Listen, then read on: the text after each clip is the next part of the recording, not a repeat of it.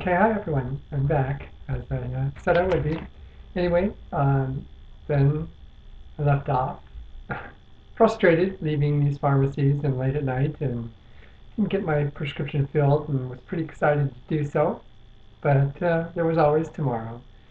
So I went home, went to work the next morning, the following morning, and when I had a little break, I called my doctors, and I asked him. I said, I told him my challenges, running about at 4 different pharmacies, and the posture and reactions I was getting from the pharmacists in regards.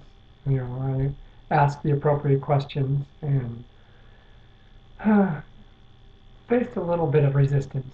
I felt when I look back on it. So he said, "Listen, sweetheart, you need to go to. Let me see what it's called. You need to go to the apothecary shops at the hospital." So, oh, that was one of the pharmacies I left out. I guess that makes 5 pharmacies. I went that morning before I called my doctor. I went to the Scottsdale North Hospital, to the pharmacy at the hospital, thinking the hospital surely will know what I'm talking about, and I'll go to their pharmacy. Well, I tried them, same thing. We don't, well, not the same thing. They said, sorry, we don't prescribe outpatient prescriptions. uh, so I threw in the towel and called my doctor. Said, okay, Dr. Kenneth Fisher, here's my challenges. And he prescribed me, suggested I go to. He goes, take care of all your troubles. Go here. This is where I send all of my trans patients. It's to the apothecary shops. And that's located at a hospital um, in Phoenix. So I had to wait till later in the day when I had a lunch break, and I drove. Actually, no, I called them. That's right, I called them, and it was going to take a day. I gave him the prescription over the phone. The gentleman was very helpful and said, I'll go ahead and place your order. Just tell me what it is off the prescription, but bring me the prescriptions tomorrow, so because it'll take me a day to fill them, and then we'll have it uh, for you in the future. But we don't have it on the shelf, so after I described to him what it was, and he said, we will have it in the future. And I said, wonderful. And I gave it to him, and the next day I went over and picked it up. So there it was, you know, the challenge is getting these things filled. Um, under, you know, I understand why. You just can't let anybody run around with needles and syringes and access to potentially dangerous or hazardous drugs.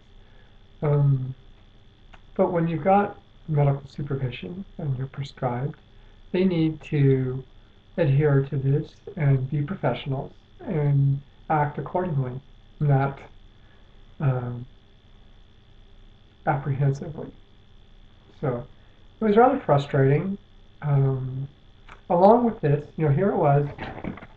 What they found when I went to them was that I explained to them my journey, the effort I put forth in trying to fill my prescription, and sure enough, I was correct.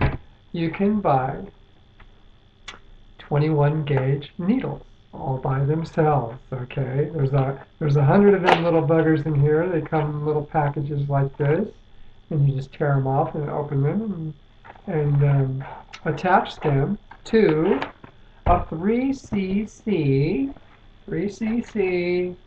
100 count 18 gauge needle syringe. So these will last me a long time, and they are called, their specific name for these types of syringes that we need for our hormone replacement therapy in IM injection, and it's called a Luar injection or Luar syringe. So the difference is it has a locking mechanism for attaching and detaching and attaching different points as prescribed.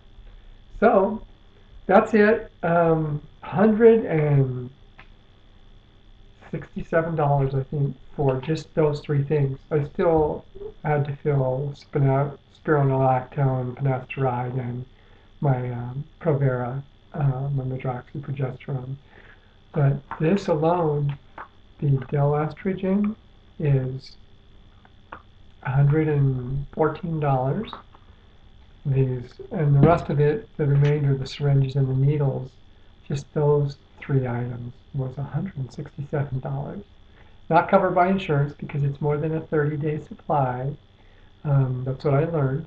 So if it was a 30-day supply, I could potentially get it covered in my insurance. So I'm going to talk to my doctor about it, but all the researching I've done, I don't think you can get it in that small of a dosage. This particular prescription that he gave me this time was it's 20 milligrams in a 5 milliliter volume, which is I inject 1 milliliter every 2 weeks, which means I get 5 injections out of this. $114. Okay, just for the solution. That's quite an increase from my oral regimen. My prescriptions were $4. You know, and all of them together combined monthly. That was spironolactone, finasteride, medroxyprogesterone, Provera, and estradiol. 6 milligrams of estradiol was $46 a month. So now it's potentially, if it stays like this every time, it's going to be, close to what, $175, $180 a month. That's quite an increase. So that's something to consider, when you think about switching from an oral regimen to an IM injection, if you're going to consider that. But I hope it's worth it. I'm sure it will be. I have to do this the rest of my life, so I think it's healthier for me, and I think that I'm going to benefit from it.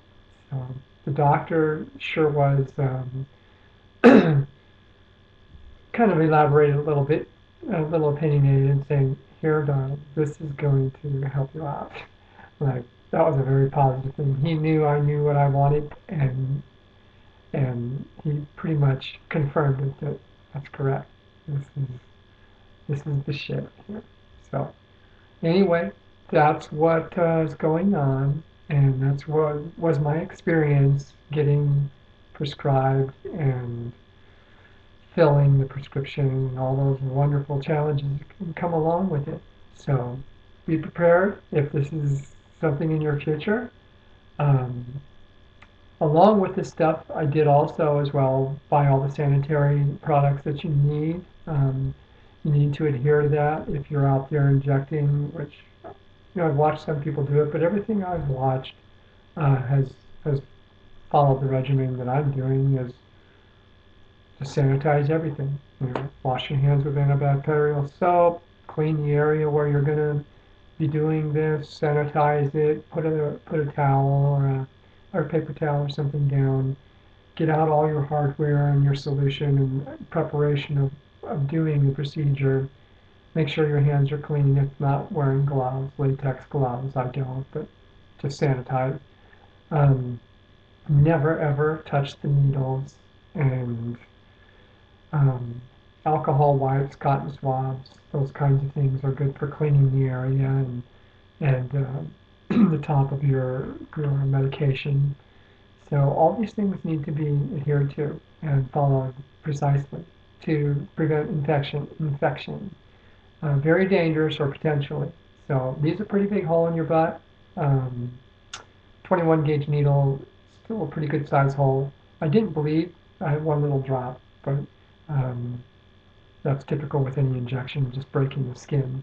And that's all it was. So that's it. If you guys want a demonstration, then you're going to have to request it and I will do it. But other than that, I don't think I will. If somebody really wants me to go through the procedure and show them how I do it, and I did it all by my little old self, I guess I've got the mad skills.